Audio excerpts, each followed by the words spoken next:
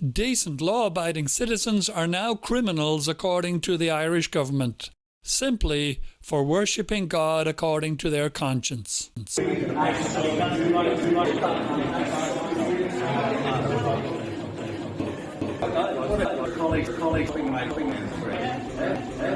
This is a human rights issue.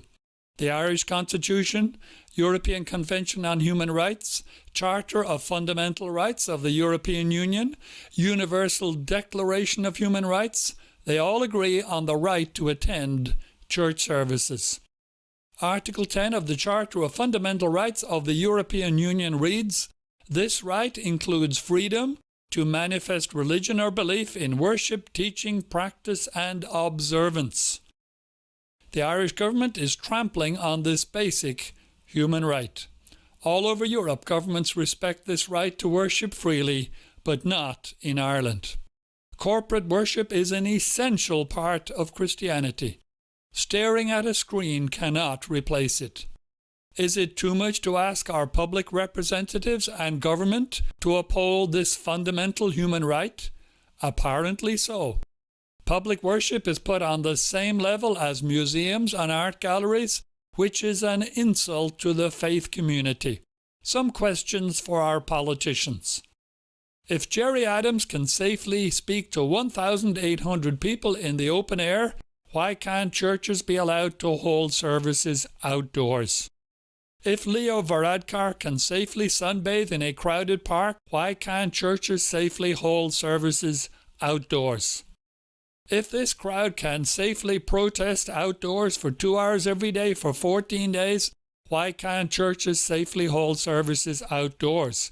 Please note, I'm not addressing the merits of the issue that they're protesting, just the public health aspect. Yet, if I hold a Christian service, I'm liable to be arrested, fined, and imprisoned, possibly for 6 months. Is there one law for some and another for the rest? All the experts say that outdoors is much safer than indoors. One expert stated that the risk outdoors is negligible. Only 0.1% or 1 in 1,000 of cases are the result of outdoor transmission. These people may just have not distanced adequately.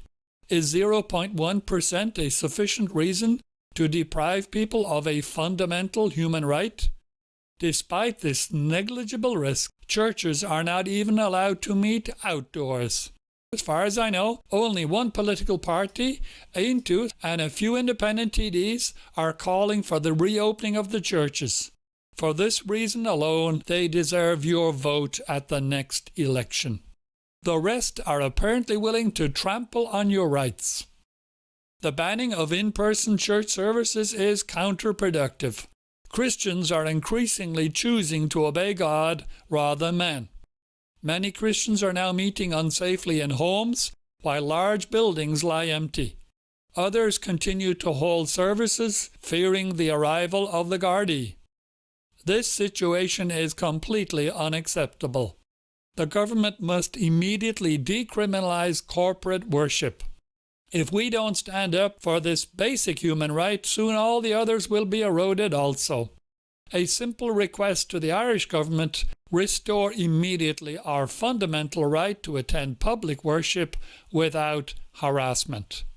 Here's a simple action plan. Number 1, pray for grace. Ring your local TDs one by one. You'll probably get the secretary. He or she is only doing their job, so be courteous. Number 3, ask for a message to be passed to the TD.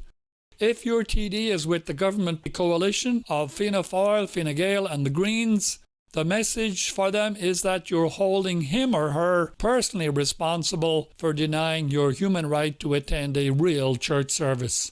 Read Article 10 of the Charter of Fundamental Rights of the European Union to them. Here it is again. Ask why the other European governments are upholding this right but not Ireland. If the TD is not in a government party, then ask if they support this denial of your fundamental human right to attend church. Insist that they act to vindicate your right. Make it clear that you will ring back in 1 week and will expect progress.